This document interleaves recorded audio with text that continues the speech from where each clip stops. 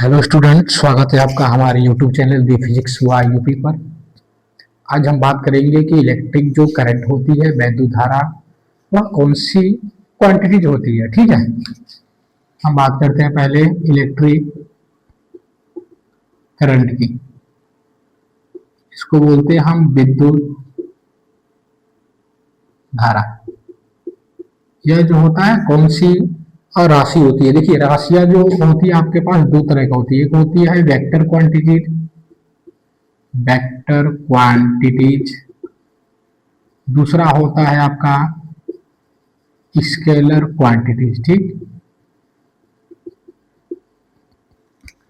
इसको बोलते हैं सदिश राशि और स्केलर क्वांटिटीज को बोलते हैं हम अदिश राशि। तो विद्युत धारा जो होती है वह किस प्रकार की राशि है, ठीक है, इसके बारे में जानेंगे। इसको जानने से पहले एक छोटा सा ये बात जान लें कि वेक्टर क्वांटिटीज क्या होता है, स्केलर क्वांटिटीज होता है क्या है। वेक्टर में होता है इसमें मैग्नीट्यूड और क्या होता है डायरेक्शन।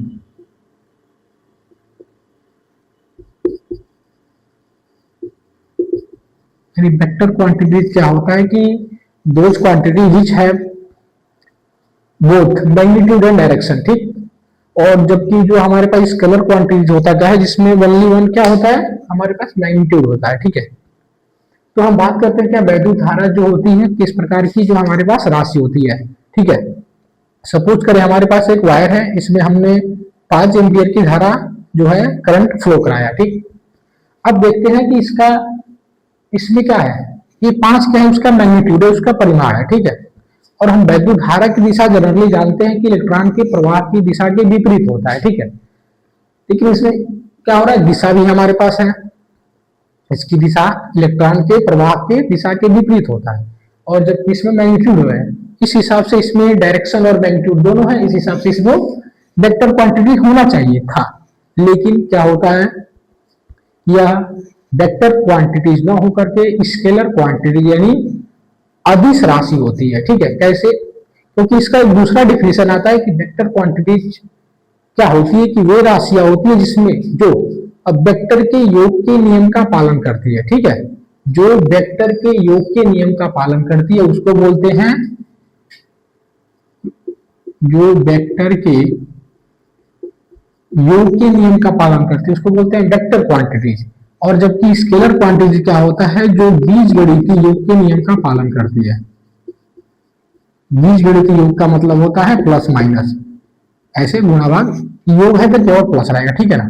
अब देखिए वेक्टर का योग क्या होता है, यह दो तरीके से होता है। एक होता है आपके पास त्रिभुज का नियम और दूसरा क्या होता है चतुर्भुज का नियम। ठीक है, वेक्टर का जो योग के नियम होते हैं वो दो तरीके के होते हैं त्रिभुज के नियम और एक होते हैं चतुर्भुज के नियम। वो आपको नेक्स्ट वीडियो में बताया जाएगा। बस इतना जानिए कि जो स्केलर क्वांटिटीज है वह वेक्टर के योग के नियम का पालन नहीं करती है। ठीक है, जबकि बीजगणितीय योग के नियम का पालन करती है। अभी हम बताएं कि हमारे पास वायर है जिसमें 5 एम्पीयर की धारा प्रवाहित हो रही है। एक हमारे पास सपोज करिए दूसरा वायर है, इसमें जो हम 3 एम्पीयर की करंट फ्लो करा रहे हैं। ठीक है, तो हमारा जो रिजल्टेंट जो करंट फ्लो होगा वह कितने का होगा, 8 एम्पीयर का होगा। ठीक है, 8 एम्पीयर का इसमें करंट फ्लो होगा। ठीक है, तब हम यहाँ पर क्या देख रहे हैं कि यहाँ पर जो है 3 और 5 का जो बीजगणितीय अलजेब्रिक सम होता है वह 8 एम्पीयर आ रहा है। इसका मतलब ये हुआ कि जो इलेक्ट्रिक करंट जो है बीजगणितीय योग के नियम का पालन कर रही है। ठीक है, और जब बीजगणितीय योग के नियम का पालन करेगी तो कौन सी क्वांटिटीज होगी, स्केलर क्वांटिटीज होगी। ठीक है, या फिर इसका मतलब ये हुआ कि किसी भी बिंदु पर किसी भी संधि पर मिलने वाली संपूर्ण धारा का योग जो होता है होगा यहाँ पर 5 एम्पियर, यहाँ पर 3 एम्पियर, 8 एम्पियर हो गया।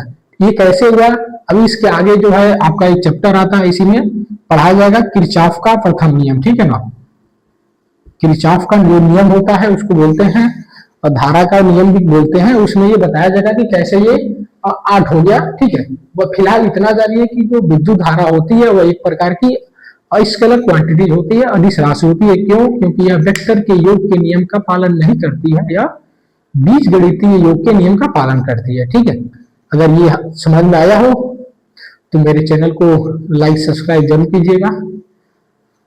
धन्यवाद।